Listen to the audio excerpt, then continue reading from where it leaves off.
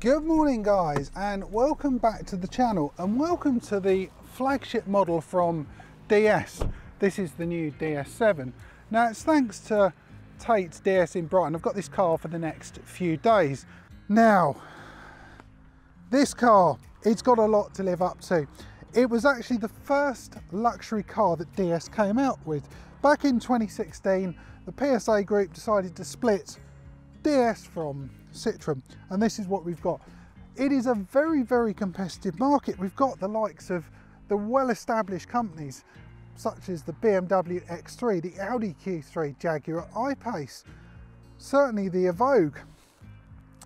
So let's have a look over this car. I want to have a quick look at the styling and the practicality, and more importantly take it out on the road and find out, have DS actually made a luxury car that can compete?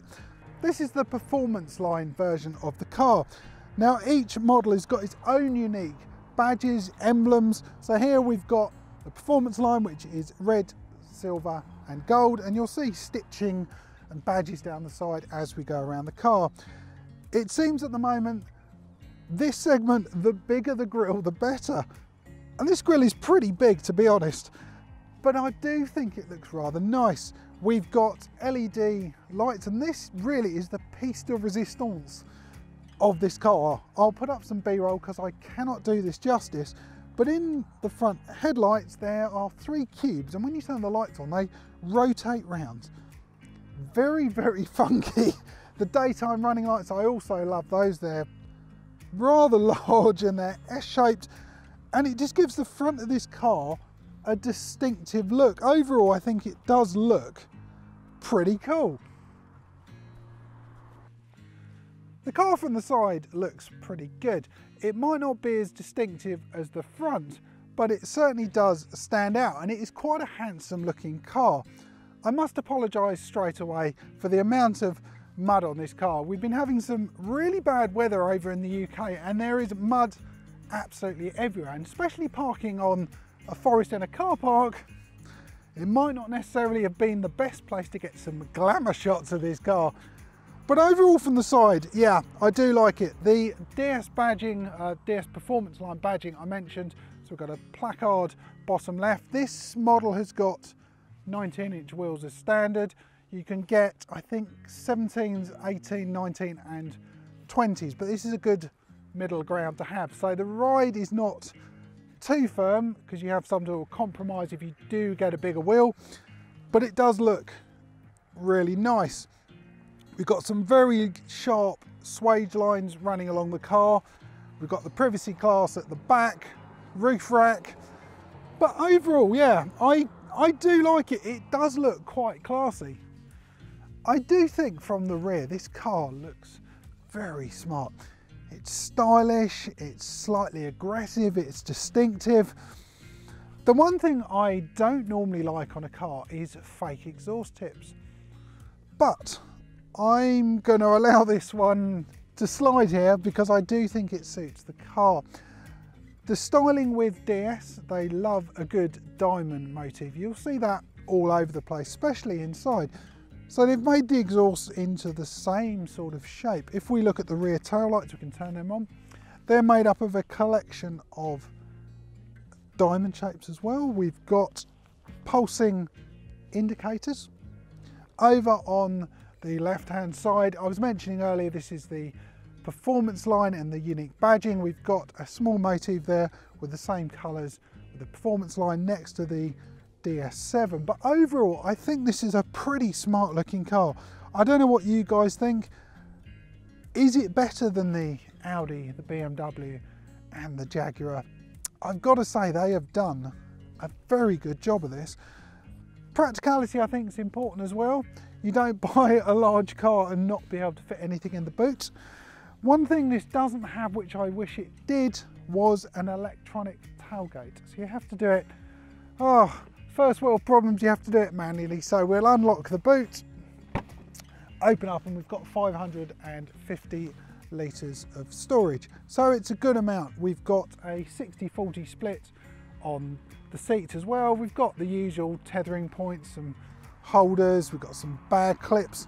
So generally, yeah, it's pretty practical. You can get an optional extra, which is a fake floor, because so you can put some storage, bits of shopping, etc.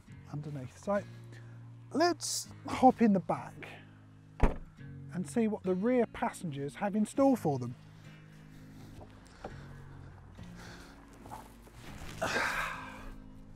Well, that was easy. We've got nice low door sills, so you're not going to smack your ankles on them or get dirt all over you. And my first impressions are there is plenty of legroom. I've got 3 or 4 inches in front of me. I've got a good 6 or 7 inches above me. It's very airy in here. We've got large windows. It's just letting in a lot of light. It feels very, very comfortable and actually quite luxurious. We've got Alcantara on the top part of these door cards. We've got them on the seats. We've got the performance line coloured stitching. We've got them on the doors, again across the seats here. We've got a pull down armrest, 2 cup holders. Just generally, it's a very nice place to be. Practicality as well. We've got a couple of cargo nets on the back of the seats, although they are actually rather small. I put my iPad in here and it doesn't really fit. Need a few more inches of netting. I'm sure they could have stretched the budget to doing that, but it's just a minor thing really. Air vents on the back. We've got a couple of USB-C for connectivity. So in the back here, it's just, yeah, it's very comfortable. Very, very nice and feels very classy indeed.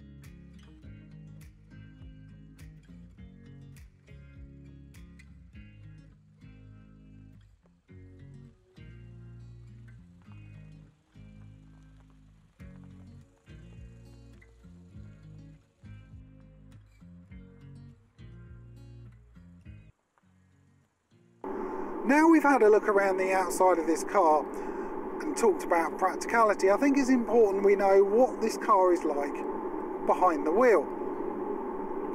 The outside had some very distinctive and unique styling features, and the same can be said with the inside of this car. It might be a bit daunting when you step in here, first of all, because there are a lot of buttons and a lot of screens spread out across the cabin. And it's definitely worth familiarising yourself where some of the buttons are, because as you'll see, not all of them are in the place you might expect them to be. So let's start off with this large touchscreen which controls the infotainment system. We've got 4 different areas that you can use. So we can use 3 fingers, press them on the screen and it will go to the main menu. So we've got telephone, climate, applications, nav, radio and vehicle. So the vehicle's just got settings for like how long you want your lights to come on for, turning traction control off, etc. So that's probably not be something you're going to play around with. Let's go back to the main menu. The climate control button, this is all touch again, so you can choose. It's got dual zone climate control, which is great, and you just press and that's it. Absolutely perfect. We've also got shortcut keys down the bottom, so if you want to jump to one of those main menu items, you can just press the button and it comes up. So that's the infotainment system. We'll look at the large digital display that we've got in front of me. This to an extent is customizable. There are 4 or 5 different screens that you can change to. So at the moment I've got it in personal. So on the right we've got trip computer information, speed in the middle, and then your fuel gauge over on the left hand side. The whole diamond motif I mentioned on the outside of the car, you can see that within the instrument cluster, lots of triangles and diamonds everywhere. We've got a wheel on the left hand side of the steering wheel, and that is the way you can scroll through the different settings for the instruments. So if I go through here, we can go to navigation, and now we get a large map in front of me, and that is really, really useful. I really do like that. So this particular model has got the 8-speed automatic gearbox. We have got the ability to go over to manual, so I can press a button on the gear stick with M, and now I can use the paddles behind the steering wheel to change up and down gears. I've had this car for 3 days and I've not really used it that often. I'd rather just have it in manual, in automatic. It's just suits the car really. Put your cruise control on and that's it. It's just a comfy place. In order to compete in this luxury market against the X3, the Q3 and the I-Pace, etc.,